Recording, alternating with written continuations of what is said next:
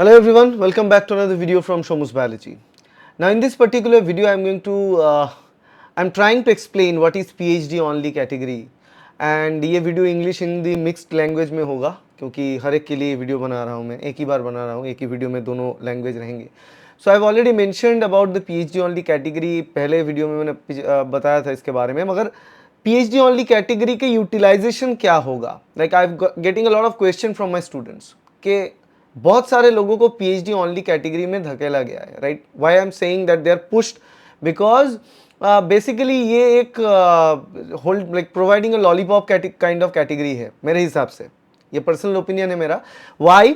Because देखो there are two separate categories जो existing था. एक तो है JRF कैटेगरी जहाँ पे स्टाइपेंड के साथ आप PhD करोगे, और एक आता है lectureship category.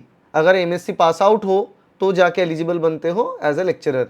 So both will understand, वो तो समझ आता है. मगर PhD ओनली मतलब you will be given a chance to do PhD without clearing NET. Is it clear? No, not clear. Will you be able to apply as a assistant professor? No, not clear. So ये जो category रखा गया है PhD only, ये proper तरीके से इसको mark नहीं किया गया है. There is no proper marking to it. Only thing we know about PhD only category is that a person qualified for PhD only category वो PhD कर सकता है किसी कॉलेज में या फिर यूनिवर्सिटी में या फिर इंडस्ट्रियल जो भी अदर जगह से हो सकता है, वो PhD करें. That person is eligible to do PhD. मगर उनको स्टाइपेंड नहीं मिलेगा. मतलब stipend from central government, that is by either UGC और CSIR, stipend will be missing. तो स्टाइपेंड ना मिला PhD करने का मतलब क्या होता है? कितने लोग हैं यहाँ पे जो चाहेंगे कि उनको पैसा ना मिले मगर वो 5 साल 7 साल 8 साल 9 साल PhD करें, जो कि प्रैक्टिकल नहीं है. और इनफैक्ट छोड़ दो, किसी को ऐसा अगर मान के भी चलते कि किसी को स्टाइपेंड नहीं चाहिए, पैसे नहीं चाहिए PhD करने के लिए, they want to do PhD, in that case also the competition is huge. और वहां पे ऐसे PhD ओनली होने की कोई जरूरत ही नहीं थी क्योंकि people can apply, right? Anyone can apply in a researcher position, junior research fellow position. जो जूनियर रिसर्च फेलो की पोजीशंस आते हैं, you can apply there. Now universities colleges हैं जहां पे विदाउट नेट क्वालिफाइड कैंडिडेट्स को भी PhD में पहले भी लिया जाता था, आज भी लिया जाता है. It's not likely that a person without qualifying net haven't done PhD. I've seen plenty of people doing their PhD and done their PhD without qualifying CSIR or UGC net. ये पहले से एग्जिस्टिंग था. इसमें PhD only category डालने का कोई अलग से मतलब नहीं था, but they have created a category. I think they have created a category just to show that we are providing, we are increasing the number of people for the purpose of doing PhD और for the purpose of doing PhD और LS.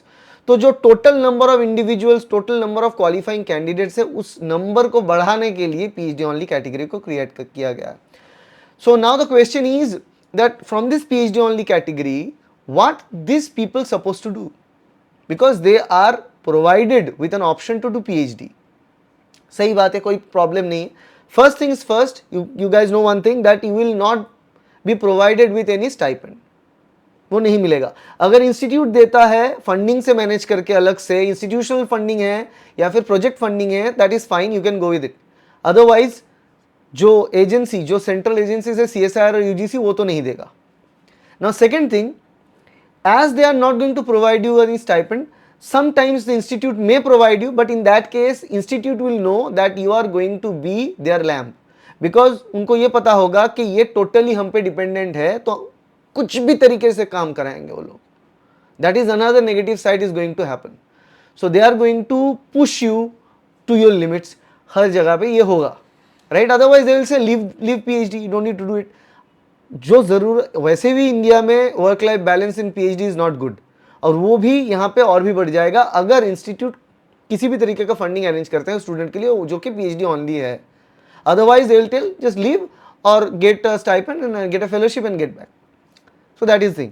Now the thing is, मान लो कि कोई student है जो दिमाग में ये बैठा है कि okay we are going to start with PhD, हम करना चाहते हैं without stipend, no issue, fine, ठीक है. वहां पे what they will do, at this present moment the certificate is not out, because details will be uploaded and आपको upload करना पड़ेगा अपने सारे डिटेल्स ऑन द सर्टिफिकेट आएगा. सर्टिफिकेट जब आएगा वो JRF का आएगा, LS का आएगा. Now will the certificate be there for PhD only category? Which I believe yes, obviously there should be some mentioning about PhD only category.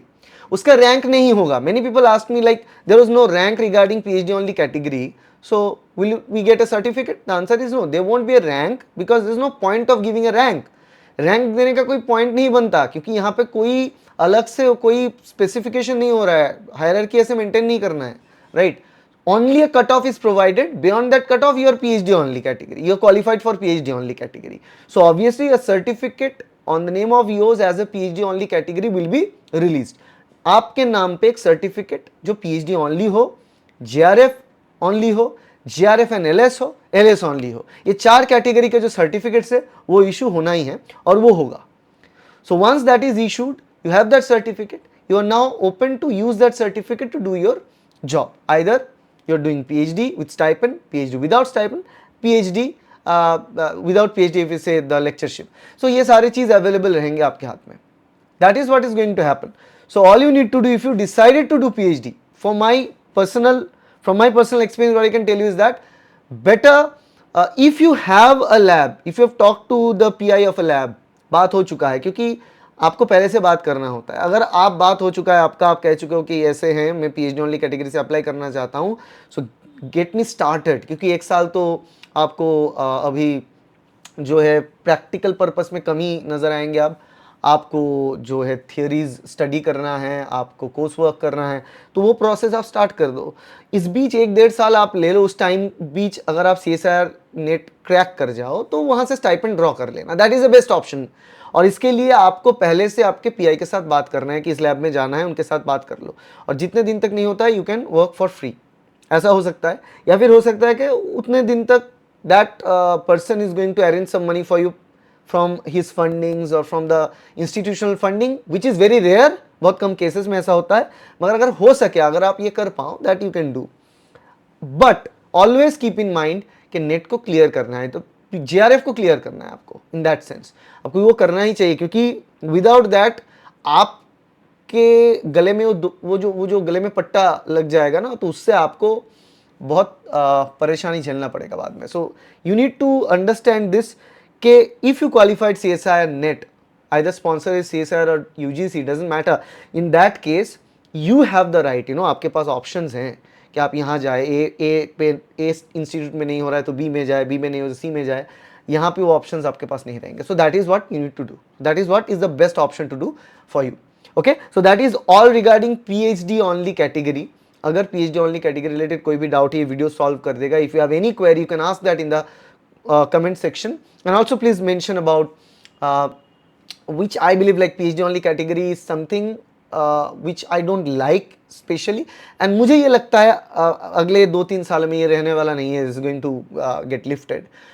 Eventually what we need is stipend based PhD. That's what we need because हर एक बंदा जो यहाँ पे PhD करने जाते हैं वो अपने हर दिन का 10, 12, 14 घंटे इन्वेस्ट करता है. So that for that purpose they need to be provided with a monetary benefit. Otherwise ये नहीं हो सकता. So that's it. That's my opinion. I believe this video helps you out. If you like this video, please hit the like button. Share this video with your friends and colleagues, and subscribe to this channel to get more videos like that in future. Thank you. Bye.